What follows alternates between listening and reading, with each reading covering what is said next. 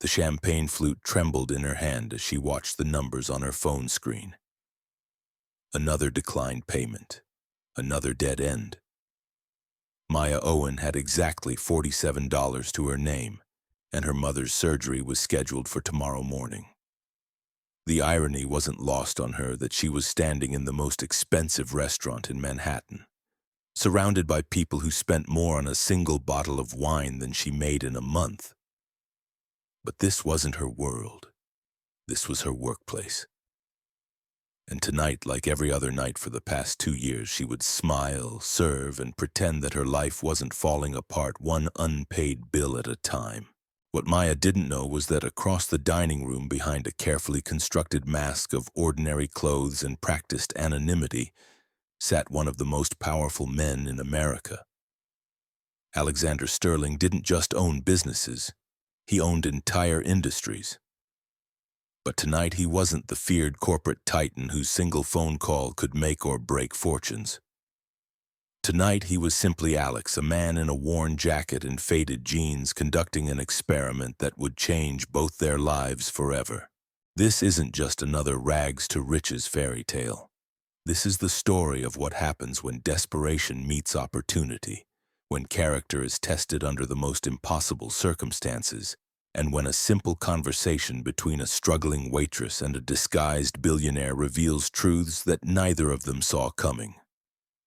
Stay with me, because what unfolds next will challenge everything you think you know about wealth, worth, and the hidden battles people fight just to survive.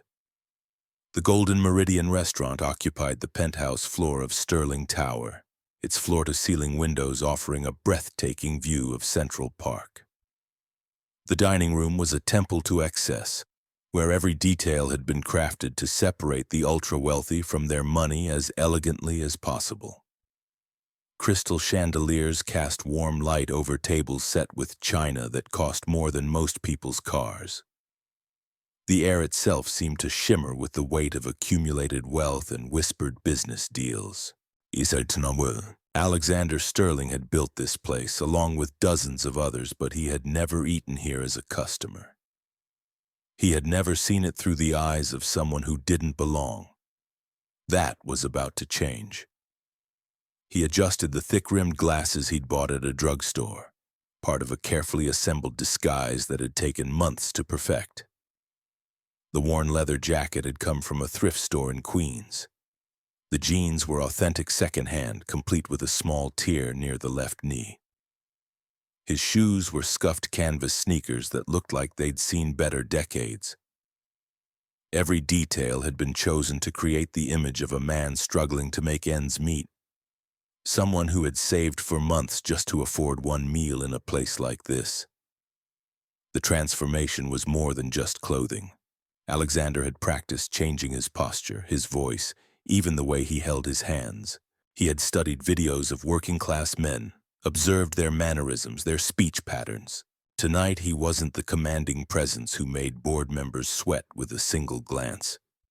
He was Alex Martinez, a construction worker from the Bronx who had supposedly won a dinner for two at the Golden Meridian in a radio contest. The fictional girlfriend who was supposed to accompany him had conveniently come down with food poisoning at the last minute. The hostess, a statuesque blonde whose smile was as perfectly crafted as everything else in the restaurant, looked him up and down with barely concealed disdain. Her eyes took in every detail of his appearance, from his unkempt hair to his inappropriate shoes, and her expression suggested she was smelling something unpleasant. "Good evening," she said, her voice dripping with the kind of professional politeness that barely masked contempt. "Do you have a reservation?" "Yeah, Martinez. Table for two, but it's just me tonight." Alexander kept his voice flat, adding just a hint of the accent he'd been practicing. He watched her manicured fingers dance across her tablet, her movements deliberate and slow, as if she hoped he might change his mind and leave. "Ah, yes, the radio contest winner." The way she said it made it sound like a disease. "Unfortunately, our contest tables are located in our overflow section. I hope you understand." Alexander understood perfectly. The overflow section was restaurant code for the worst seats in the house, tucked away where the wealthy patrons wouldn't have to look at anyone who didn't belong. It was exactly what he had expected and exactly what he needed to see. "That's fine," he said simply. She led him through the main dining room, past tables where men in $1,000 suits discussed mergers over 30-year-old scotch, past women whose jewelry could fund small houses, past conversations about private jets and offshore accounts. Alexander observed it all with fresh eyes, seeing his own world from the outside for the first time.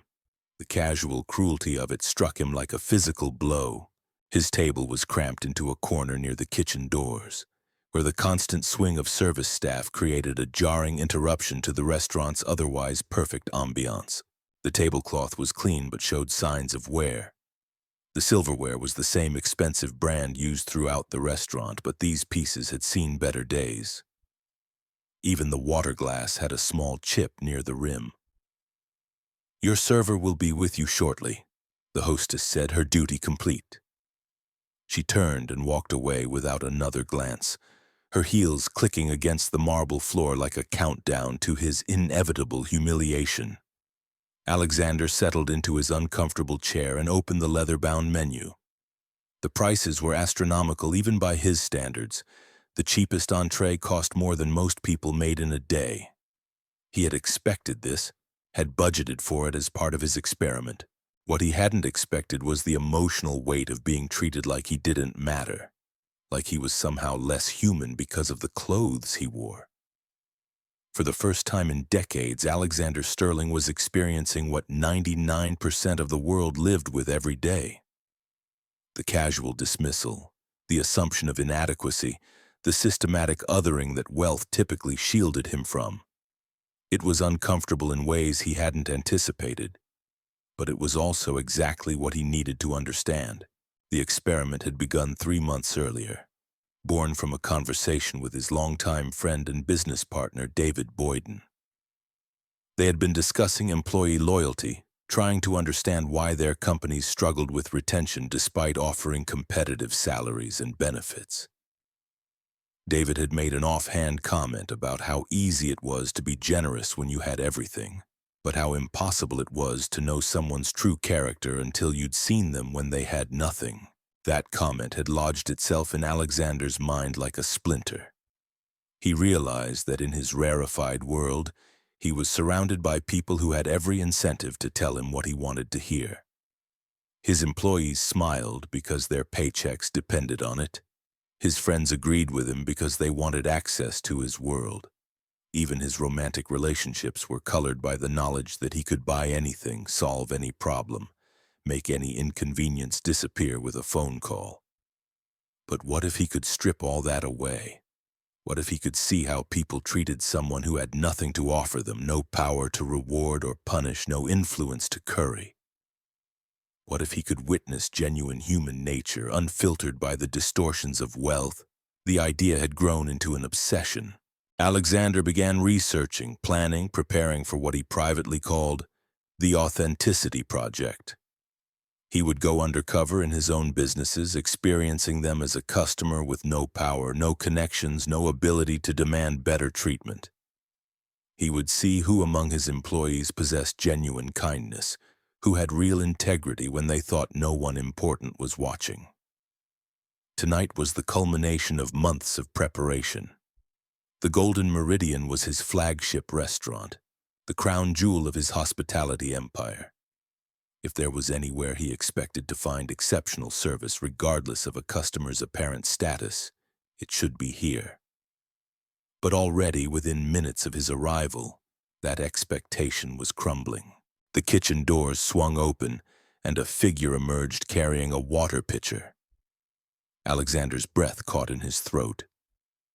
Even from across the room, he could see that this server was different from the others. Where the rest of the staff moved with the choreographed precision of performers, this person moved with purpose.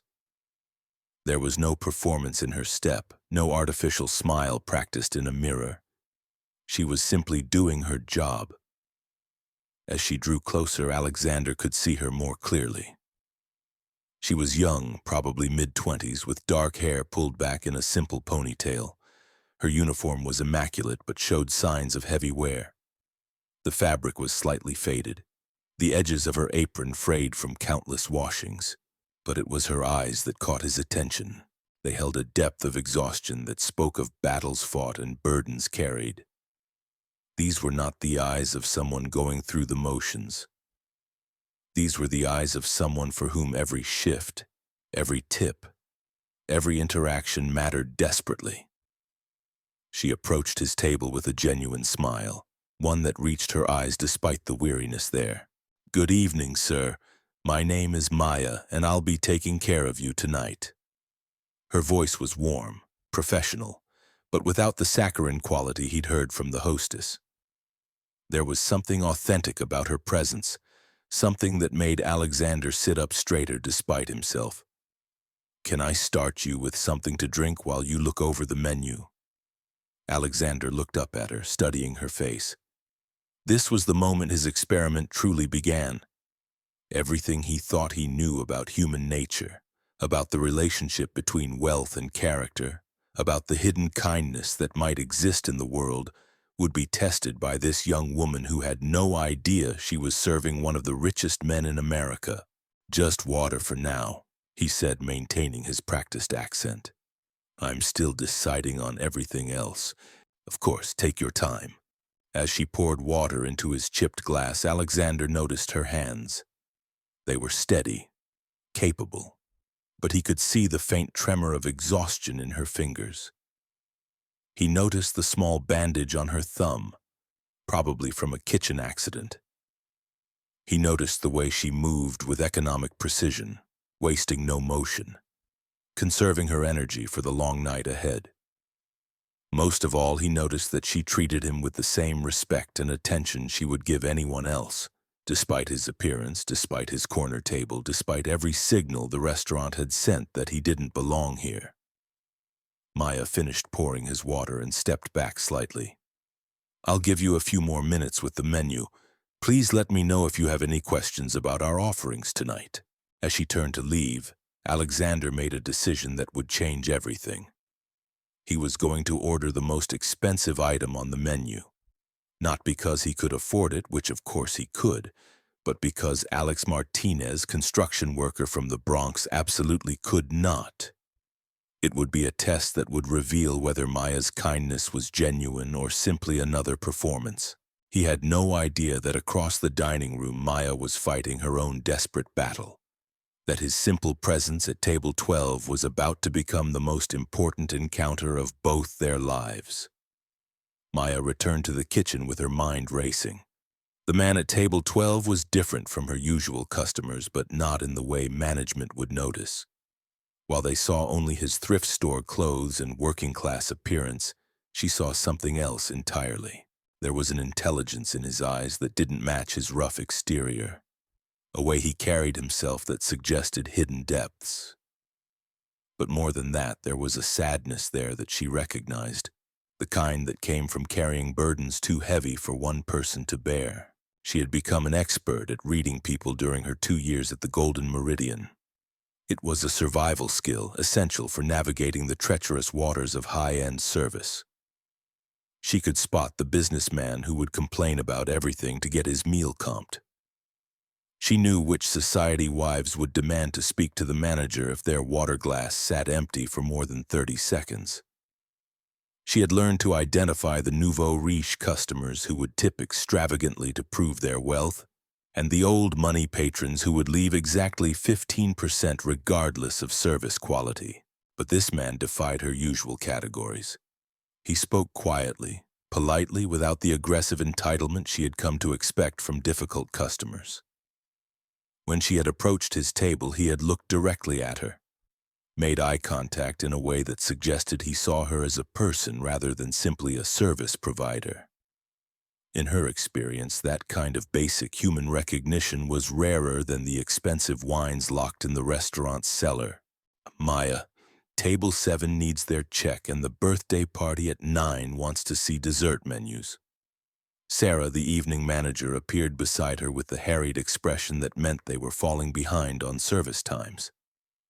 Right away, Maya replied, grabbing the leather check presenter and a stack of dessert menus. As she moved through the dining room, she caught glimpses of table 12 from the corner of her eye. The man was studying the menu intently, his brow furrowed in concentration. She wondered if he was calculating costs the way she did every time she went grocery shopping, weighing necessity against desire, trying to make impossible numbers work. The birthday party was exactly what she expected. 8 investment bankers celebrating a colleague's promotion with champagne that cost more per bottle than Maya made in a week. They were loud, demanding, and completely oblivious to the fact that their server had been on her feet for 6 hours straight, without a break. Maya smiled, took their dessert orders, and managed their increasingly intoxicated demands with the practiced grace of someone who had learned that her livelihood depended on making entitled people feel important. By the time she returned to table 12, nearly 20 minutes had passed. She approached with an apologetic smile, expecting to find an irritated customer ready to complain about the delay. Instead, she found the man sitting calmly, his menu closed, his hands folded patiently in his lap. "I'm so sorry for the wait," she began, but he held up a gentle hand. "No need to apologize. I can see you're busy tonight." The simple acknowledgement of her workload, the recognition that she was juggling multiple demanding tables, caught Maya completely off guard. In 2 years of working at the Golden Meridian, she could count on one hand the number of customers who had shown that level of awareness. "Have you decided what you'd like this evening?" she asked, pulling out her order pad. "I have," he said, and there was something in his tone that made her look up from her notepad. "I'd like the Wagyu beef tasting menu with wine pairings." Maya's pen froze above the paper. The Wagyu tasting menu was the restaurant's signature offering, a 7-course journey through the finest beef in the world, each course paired with wines that had been specifically selected by their sommelier. It was their most expensive option, costing more than some people paid for rent. She had served it perhaps a dozen times in her 2 years, always to customers who wore their wealth like armor, who ordered it casually while discussing their latest real estate acquisition or upcoming trip to the Maldives. She looked at the man again, taking in his worn jacket and scuffed shoes, trying to reconcile his appearance with an order that would cost over $800 before tip. Her training told her to simply write down the order and submit it to the kitchen. But something deeper, some instinct born from her own struggles with money, made her hesitate. "Sir," she said carefully, "I want to make sure you're aware that the Wagyu tasting menu is $850, not including service charge. The wine pairings add another $300. She watched his face carefully as she spoke, looking for any sign of shock or recognition that he might have misunderstood the pricing. Instead, she saw something that looked almost like relief, as if her honesty had confirmed something he had been hoping to discover. "I appreciate you making sure I understand," he said quietly. "Yes, I'd still like to proceed with the full menu and wine pairings." Maya nodded and wrote down the order, but her mind was spinning. Either this man had money hidden away that his appearance didn't suggest, or he was about to make a financial decision that would devastate him. She had seen both scenarios before, though never quite like this. She had served crypto millionaires who looked like they lived in their cars.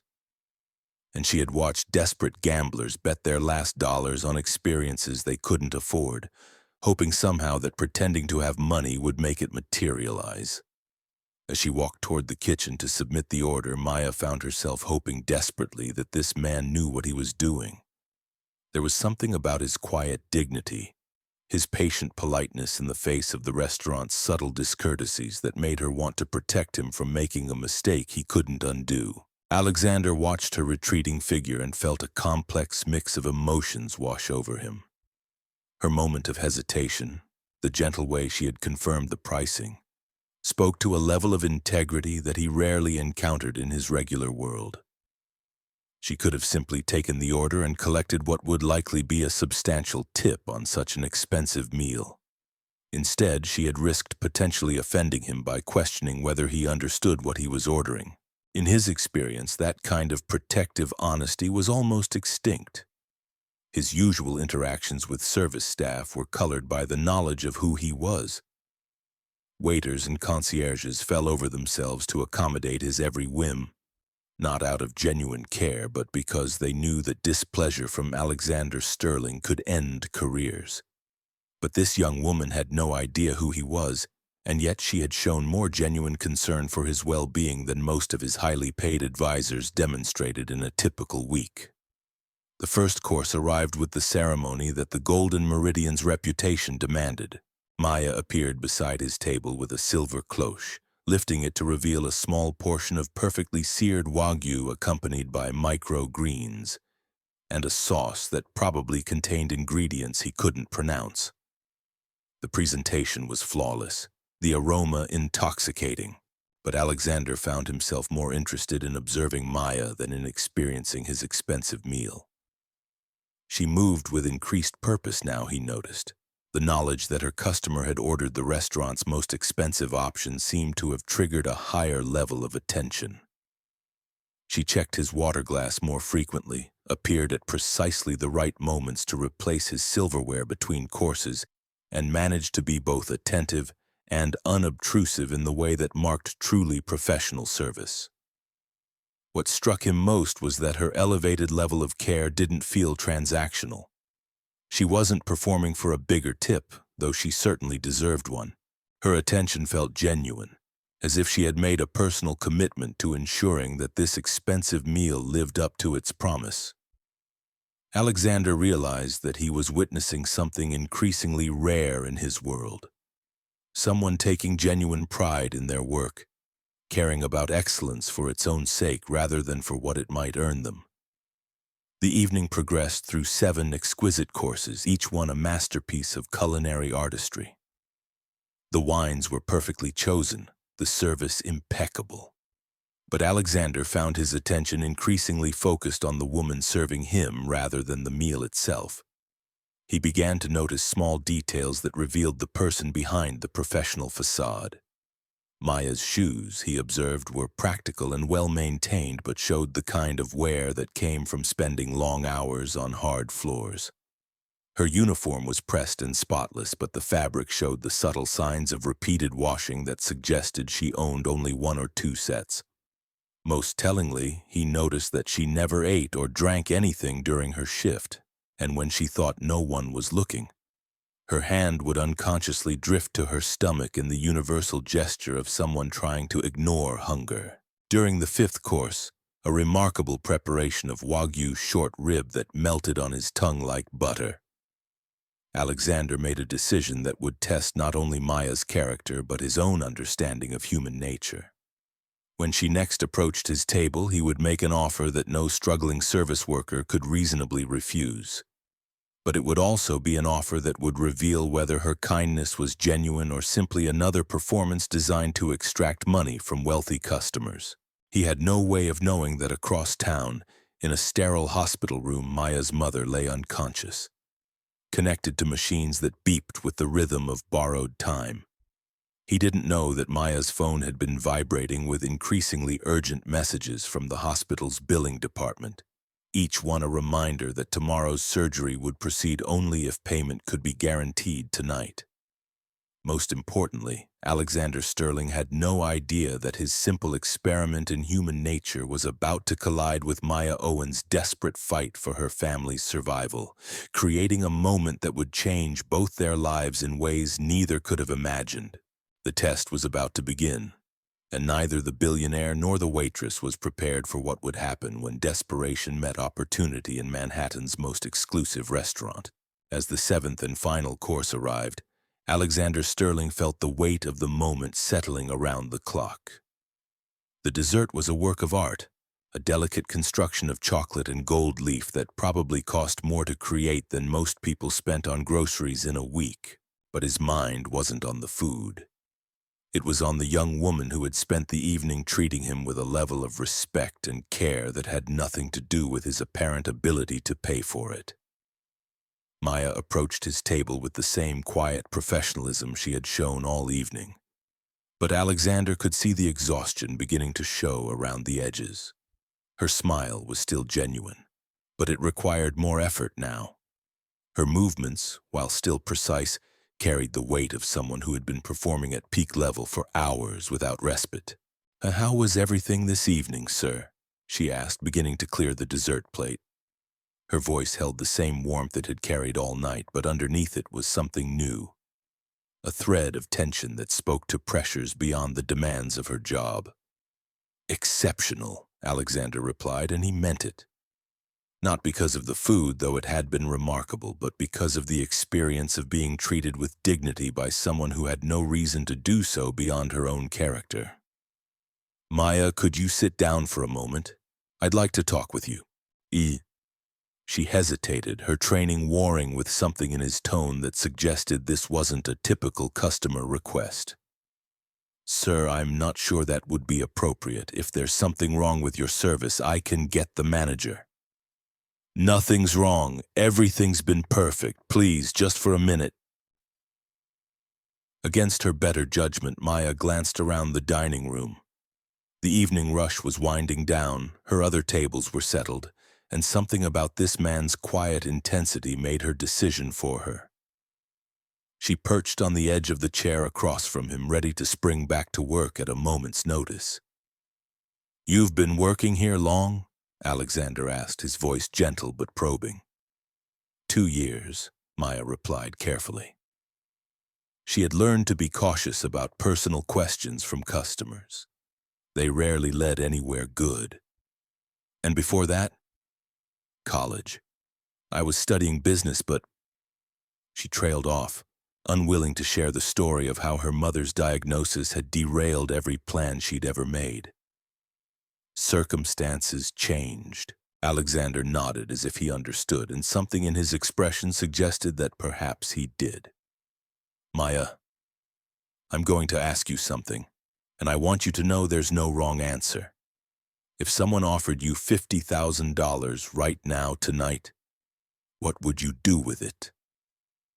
The question hit Maya like a physical blow. $50,000. It was exactly the amount she needed for her mother's surgery, down to the penny. The coincidence was so precise it felt like God himself playing a cruel joke. Her hands began to tremble slightly, and she gripped the edge of the table to steady herself. "Sir, I'm not sure I understand. It's a hypothetical question. $50,000 cash tonight. What would you do?" Maya's mind raced. Was this some kind of test? Was he a food critic, or perhaps someone from corporate conducting some bizarre evaluation? The amount was too specific to be random, but she couldn't fathom how this stranger could know about her mother's situation. "I would use it to help my family," she said finally, her voice barely above a whisper. "My mother needs surgery, and we don't have insurance that covers it. 50,000 would save her life, would save her." Alexander felt something shift in his chest. Her answer was immediate, honest, and completely selfless. No mention of paying off student loans, buying a car, or taking a vacation. Just a daughter's desperate love for her mother. He reached into his jacket and pulled out an envelope, thick with cash. He had brought it as part of his test, expecting to offer it to someone whose kindness might have been motivated by the hope of financial reward. "This envelope contains $50,000, he said quietly, placing it on the table between them.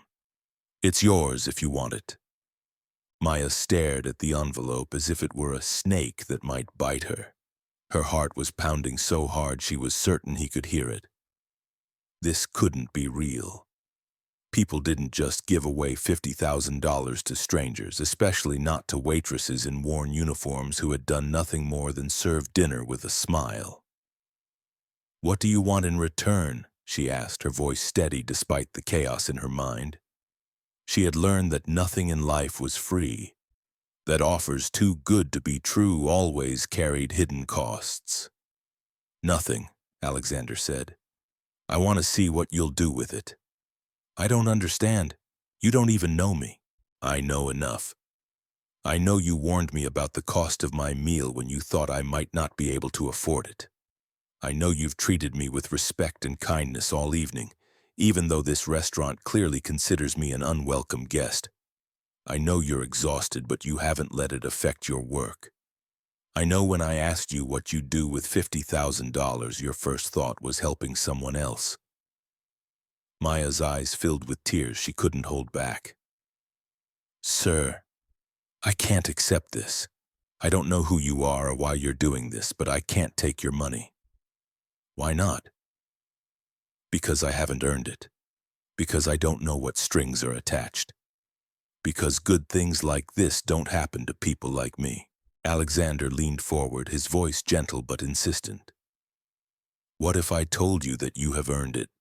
That your kindness tonight, your integrity, your refusal to treat me differently because of how I look or where I'm sitting, that's worth more than money? What if I told you that there are no strings attached, that this is simply one human being helping another? Maya wiped her eyes with the back of her hand, trying to process what was happening.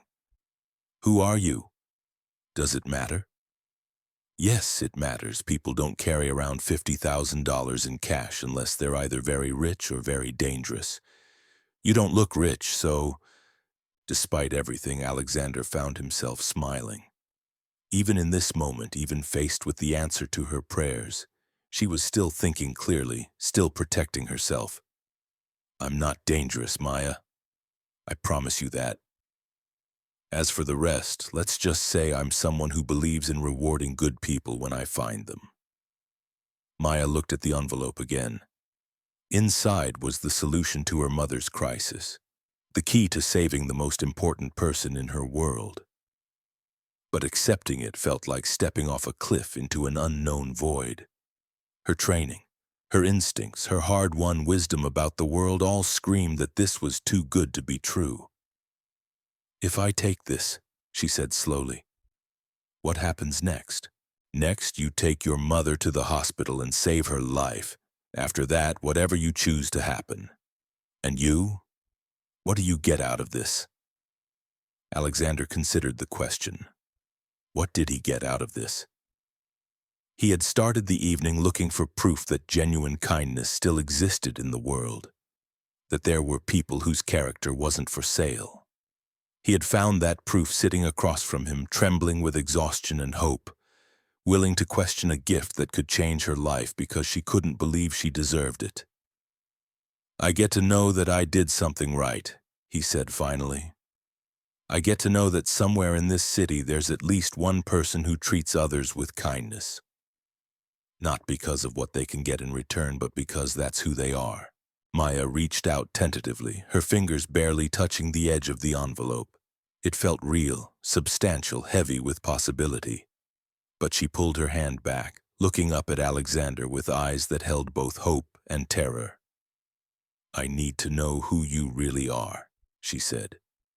I need to know this isn't some kind of joke or test or setup.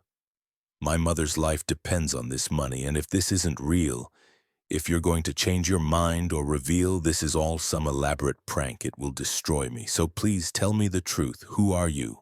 Alexander Sterling looked across the table at Maya Owen, seeing in her face the same combination of strength and vulnerability that had drawn his attention all evening. She deserved the truth, had earned it through her kindness and her courage. But giving her the truth would change everything, would transform their interaction from a genuine human connection into something colored by power and wealth and all the complications that came with his identity. He was about to make a decision that would reveal not just who he was, but who he chose to be. And Maya Owen, exhausted waitress and devoted daughter, was about to discover that sometimes the most extraordinary moments of our lives arrive disguised as ordinary encounters with strangers who turn out to be anything but ordinary. The envelope sat between them on the table. $50,000 in cash that could save a life or destroy a perfectly honest moment depending on what happened next. Neither of them spoke, both understanding that they stood at a crossroads that would define not just this evening, but everything that followed. The silence stretched between them, heavy with possibility and consequence. Maya's question hung in the air like a challenge, And Alexander realized that this moment would define not just the evening, but potentially both their futures. He had orchestrated this entire elaborate test to find genuine human character, but now he was the one being tested. "My real name is Alexander Sterling," he said quietly, watching her face for recognition. "I own this restaurant. I own the building we're sitting in. I own about 40% of the businesses you can see from these windows." Maya's face went through a series of expressions: confusion, disbelief, then a dawning recognition that made her lean back in her chair as if he had struck her. She had heard the name, of course. Everyone in the service industry in Manhattan knew about Alexander Sterling, the reclusive billionaire who owned half the city's finest establishments but was rumored to never actually visit them. "You're lying," she whispered, but even as she said it, she could see the truth in his eyes. The way he had carried himself all evening, the quiet confidence that she had attributed to hidden depths, suddenly made perfect sense. The construction worker from the Bronx who won a radio contest was a fiction.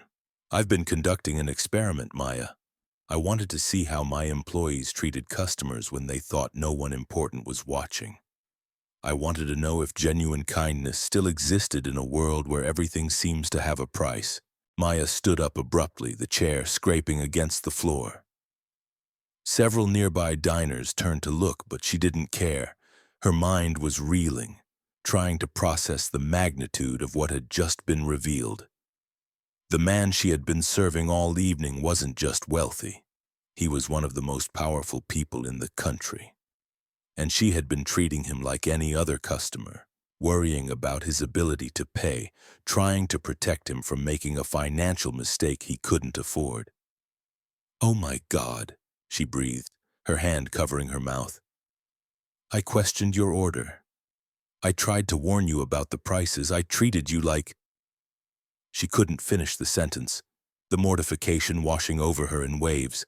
"Like a human being," Alexander finished gently. "You treated me like a person who mattered, regardless of what you thought I could afford. Do you have any idea how rare that is in my world?" But Maya was spiraling into panic. She thought about every interaction they'd had, every casual word, every moment she had shown concern for his well-being. To her, it had been natural kindness. But now she realized she had been unwittingly patronizing one of the most successful businessmen in America, treating him like someone who needed her protection. "I'm going to be fired," she said, more to herself than to him. "Sarah's going to have security escort me out. I'll never work in a decent restaurant again." "Maya, stop." Alexander's voice carried a note of command that made her look at him directly. "You're not going to be fired. You're not in trouble. What you did tonight, the way you treated me, it's exactly what I was hoping to find." She shook her head, backing away from the table. "You don't understand. I can't afford to lose this job. My mother's surgery is tomorrow morning, and without the insurance from this position, she'll die. I can't risk anything happening to my employment here." "Which is why you need to take the money," Alexander said, gesturing to the envelope that still sat on the table. $50,000, no strings attached, no conditions, no expectations of anything in return. "I can't take your money now that I know who you are," Maya said firmly. "Don't you see? Everything's different now. If I take it, it's not kindness rewarded, it's charity. It's pity from a billionaire to his struggling employee." Alexander felt a stab of frustration, but also profound respect. Even faced with the solution to her desperate situation, she was more concerned about maintaining her dignity than solving her problems. It was exactly the kind of integrity he had hoped to find, but it was also making it impossible for him to help her. "It's not charity, Maya. It's recognition of something valuable that has nothing to do with money." "How can you say that?" she asked, her voice rising slightly. "You're Alexander Sterling. You could buy and sell my entire life 1,000 times over. Anything you give me is charity by definition." Other diners were beginning to notice the commotion at the corner table. Alexander could see Sarah, the evening manager, starting to make her way over with a concerned expression. In moments, this private conversation would become a public spectacle, and Maya's worst fears about losing her job might actually come true. "Sit down," he said quietly, but with enough authority that she complied instinctively. "In 30 seconds, your manager is going to arrive at this table to see what's wrong. When she gets here, I'm going to tell her that you provided exceptional service tonight, and that I'm personally recommending you for promotion to our management training program. The program comes with a full scholarship for business school completion, comprehensive health insurance for you and your immediate family, and a starting salary of $80,000. Maya stared at him in shock. "You can't do that." "I absolutely can do that. I own the company." "But I haven't applied for any program. I don't have the qualifications. Other people have been working here longer, have more experience." "Maya, in the 2 hours I've been observing you tonight, you've demonstrated more leadership potential than most of my MBA hires show in their first year. You noticed a customer who might be in over his head financially and tried to protect him. You maintained perfect service standards despite being obviously exhausted and dealing with personal stress. You showed integrity when offered money you desperately needed because you were concerned about the ethics of accepting it."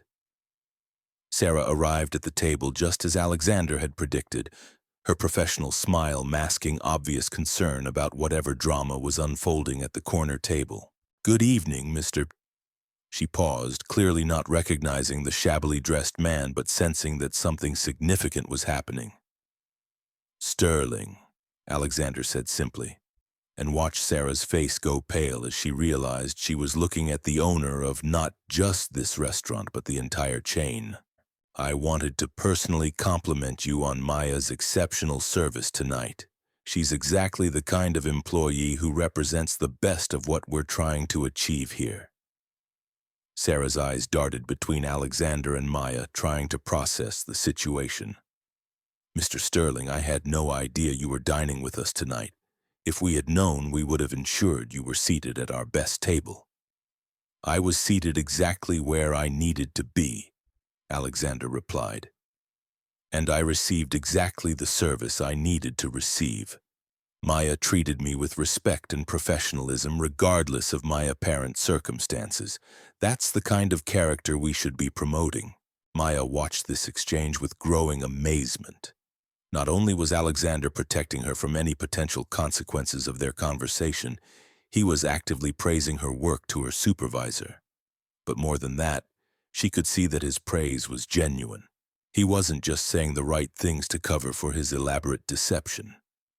He actually meant what he was saying about her performance. "Maya," Sarah said, turning to her with the expression of newfound respect, "why don't you take the rest of the evening off? Mr. Sterling, is there anything else we can do to ensure your satisfaction with your dining experience?" "Actually, there is," Alexander said. "I'd like Maya to join me for coffee in my office upstairs. We have some business matters to discuss." Maya felt her world tilting again. Alexander Sterling wanted to continue their conversation in private, away from the curious eyes of the restaurant staff and patrons. She wasn't sure if this was an incredible opportunity or a terrifying complication, but she knew she couldn't refuse. 20 minutes later, Maya found herself in an elevator ascending to the top floors of Sterling Tower, floors she had never imagined she would see. The executive level was a different universe from the restaurant below, all gleaming surfaces and understated luxury that spoke of power so complete it didn't need to announce itself. Alexander's office was a study in controlled magnificence. Floor-to-ceiling windows offered a view of the city that made Maya feel like she was floating above the world.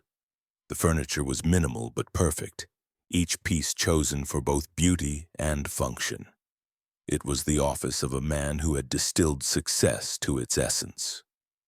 "Please sit anywhere you're comfortable," Alexander said, gesturing to a seating area that included chairs that probably cost more than Maya made in months.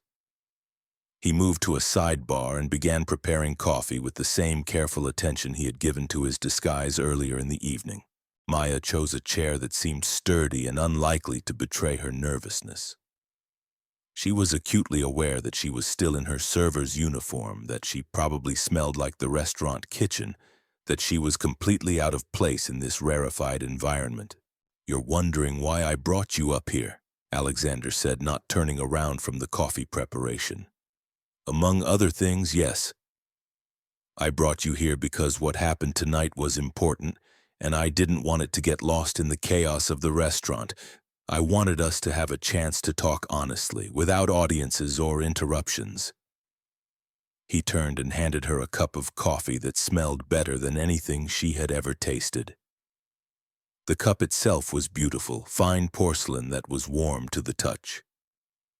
"Mr. Sterling, I need to ask you something directly. The management training program, the scholarship, the salary you mentioned, are those real offers, or were you just trying to prevent a scene in your restaurant?" Alexander sat down across from her, cradling his own cup. "They're real offers, Maya.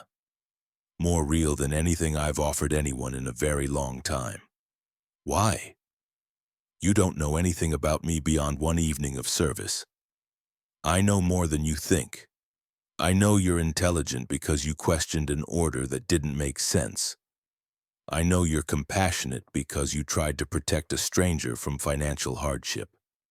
I know you're professional because you maintained perfect service standards despite obvious personal stress. I know you're principled because you refused money you desperately needed when you thought accepting it might compromise your integrity." Maya sipped her coffee, buying time to think. The warmth of the liquid was comforting, but it couldn't calm the storm of emotions and possibilities swirling in her mind. Alexander leaned forward, his voice gentle but resolute. "Maya, I started this evening looking for something I thought was extinct in my world. I was searching for authentic human kindness, for someone whose character wasn't shaped by what they could gain. I found that in you." He paused, studying her face. "The money, the job offer, they're not charity. They're an investment in the kind of person who makes the world better simply by being in it." Maya set down her coffee cup with trembling hands. Through the floor-to-ceiling windows, the city sparkled below them like scattered diamonds, but all she could see was her mother's face, peaceful in sleep, waiting for a surgery that could now happen. "I don't know how to thank you," she whispered. "Don't thank me," Alexander replied. "Just keep being exactly who you are. Keep treating people with dignity regardless of how they appear. Keep questioning things that don't seem right. Keep caring about others even when it costs you something." He smiled, and for the first time all evening it reached his eyes completely. "The world needs more people like you, Maya. It needs people who see beyond the surface, who choose kindness when no one important is watching." 24 months later, Maya walked across a graduation stage to receive her business degree, fully paid for by Sterling Enterprises. In the audience, her mother, healthy and radiant after her successful surgery, applauded with tears in her eyes. And in the back row, a billionaire who had learned that true wealth had nothing to do with money watched a young woman who had taught him that authentic human connection was the most valuable discovery of all. Sometimes the most profound tests aren't the ones we design for others, but the ones life designs for us. And sometimes, in a world that often feels cold and calculating, a simple act of kindness between strangers can restore faith in humanity itself.